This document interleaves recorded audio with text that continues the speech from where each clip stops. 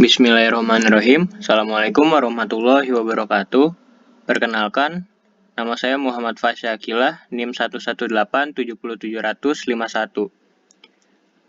Video ini dibuat untuk memenuhi tugas ujian akhir semester mata kuliah Praktikum Sistem Komunikasi.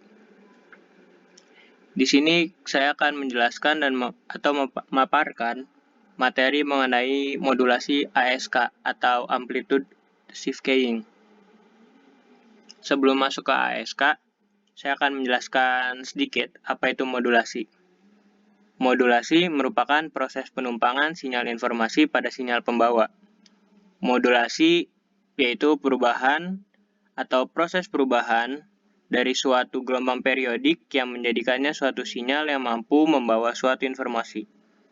Dengan proses modulasi, suatu informasi biasanya frekuensi rendah bisa dimasukkan ke dalam suatu gelombang pembawa dan biasanya gelombang sinus berfrekuensi tinggi. Terdapat 3 kunci pada suatu gelombang sinusoidal, yaitu amplitudo, fase, dan frekuensi. Ketiga parameter tersebut dapat dimodifikasi sesuai dengan sinyal informasi untuk membentuk sinyal yang termodulasi. Nah, pada ASK ini termasuk ke dalam modulasi digital. Modulasi digital ini terdiri dari 3 jenis, yaitu ada Amplitude Shift Keying atau ASK yang akan kita pelajari. Kemudian ada Frequency Shift Keying atau FSK dan Phase Shift Keying atau PSK.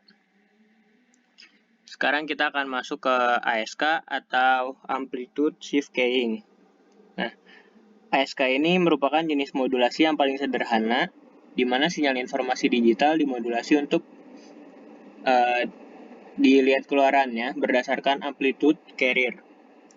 Umumnya kita membutuhkan 2 buah sinyal S1 dan S2 untuk transmisi biner. Jika transmitter ingin mentransmisikan bit 1, maka sinyal 1 digunakan untuk interval pensinyalan 0. Dan begitu juga sebaliknya. Dalam proses modulasi ini, kemunculan frekuensi gelombang pembawa tergantung pada ada atau tidak adanya sinyal informasi digital. Keuntungan yang diperoleh dari metode ini yaitu bit per baud atau kecepatan digitalnya lebih besar, sedangkan kesulitannya yaitu dalam menentukan level acuan yang dimilikinya, yakni pada setiap sinyal yang diteruskan melalui saluran transmisi selalu dipengaruhi oleh redaman dan distorsi lainnya. Oleh sebab itu, metode ASK hanya menguntungkan bila dipakai untuk hubungan jarak dekat saja. Dan sekarang kita akan mensimulasikan cara modulasi ASK ini. Yang pertama kita menggunakan Bernoulli binary, kemudian ada digital clock, terus terminator. Lalu di sini ada 2 buah subsystem, nanti akan kita periksa satu persatu. Dan selanjutnya ada scope. Dari scope ini mendapat sumber dari yang pertama Bernoulli binary generator. Kemudian ada dari subsystem yang pertama, itu berlaku sebagai modulator ASK. Dan yang kedua dari demodulator ASK.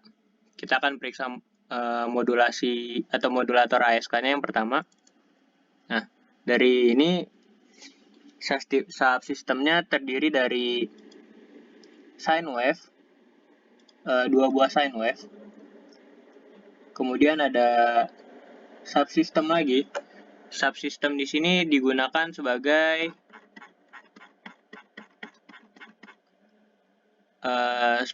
ASK mode. Tinggal diberi nama pada sini mode sesuai pada nama yang kita inginkan untuk memudahkan saja. Nah, kemudian ada scope lagi. Scope-nya ini dari yang pertama BTS, kemudian dari sine wave yang pertama dan sine wave shift.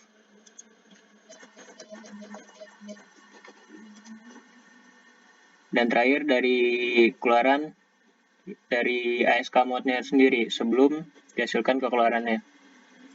Selanjutnya, subsistem dari ASK mode sendiri ini terdiri dari switch dan 3 inputan serta 1 outputnya.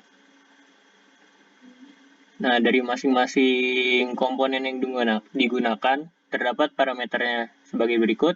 Untuk switch-nya, itu kriteria for passing first input-nya ada U2,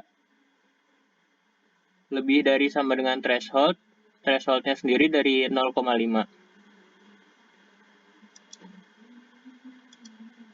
Kita kembali lagi. Nah, di sini ada sine wave. Sine wave yang pertama digunakan sine type-nya sample base, time-nya U simulation time, amplitude-nya 2, biasnya 0, sampel per periodnya 50, number of offset sample 0, sampel per time-nya 1/20. Dan untuk sine wave shift-nya menggunakan sine type sample base, time-nya use simulation time, amplitude-nya 0,5, biasnya 0, sampel per periodnya 50, number of offset sampelnya 0, sampel per time-nya 1/20. Nah, selanjutnya kita akan masuk ke demodulator. Demodulator ini terdiri dari sine wave, product, kemudian ada digital filter design, dan ada subsystem lagi. Subsystem di sini berfungsi sebagai comparador. Tinggal diganti namanya.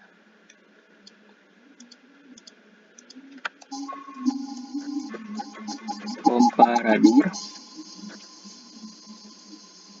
Kemudian ada output dan 1 buah scope. Untuk comparador sendiri berisi atas 1 konstan dan relational operator. Untuk parameternya sendiri dibuat lebih dari pada relational operator, pada konstan value-nya 0,5, sample time-nya INF. Kemudian pada demodulator, pada bagian digital filter design kita menggunakan parameter sebagai berikut. Yang pertama, response types-nya low pass. Design metodenya ada vir. Kita pilih yang least square. Kemudian specify order 127. Units dari frequency specification. Normalize 0 ke 1. Wpass-nya titik 01 atau 0,01. Wstop-nya titik 05. Kemudian pada magnitude specification-nya Wpass menggunakan 1 dan Wstop-nya 1. Setelah kita lakukan parameter, kita gunakan parameternya, kita ganti, kita ubah. Tinggal klik design filter agar terjadi perubahan pada ini ya. Karena tadi udah diganti, jadi tidak ada perubahan lagi di sini. Kemudian pada produknya, number of input-nya ada 2, menggunakan multiplication-nya element wise. Dan pada sine wave yang ini, kita menggunakan sample base, use simulation time, amplitude-nya 1, biasnya 0, sample per period-nya 50, sample number of offset sampel-nya 0, dan sample per time-nya 1/20. Oke, kita kembali lagi ke rangkaian utama. Dan untuk parameter dari Bernoulli binary generatornya, kita menggunakan probability-nya 0,4. Initial seed-nya kita gunakan parameter, bisa juga dengan auto, tapi karena pada modul kita menggunakan parameter, jadi tinggal kita atur lagi. Initial seed-nya 81, sample time-nya 5, sample per frame-nya 1, dan output data type-nya double.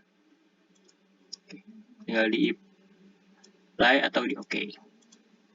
Nah, kali ini Tinggal kita jalankan dari rangkaian ini. Kemudian kita lihat hasil keluarannya dari rangkaian utama, dari modulasi dan demodulasinya. Pertama kita akan jalankan terlebih dahulu.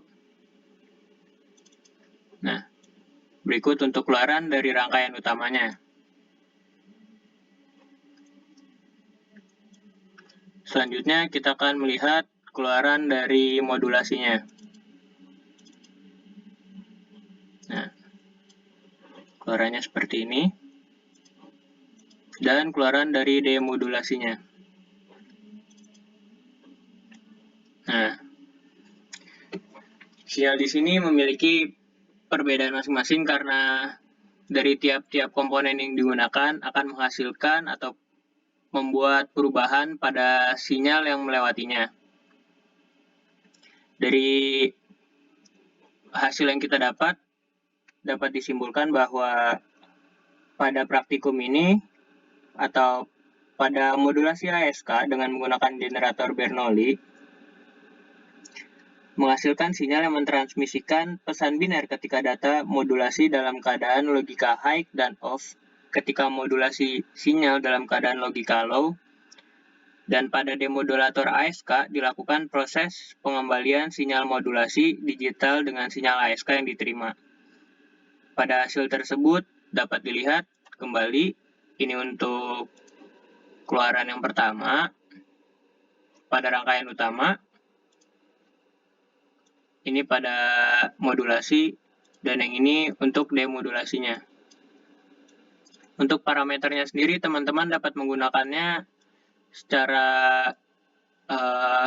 manual, bebas, bisa digunakan parameter sesuai dengan kegunaannya, mau digunakan berapa, asal sesuai dengan teori dasarnya.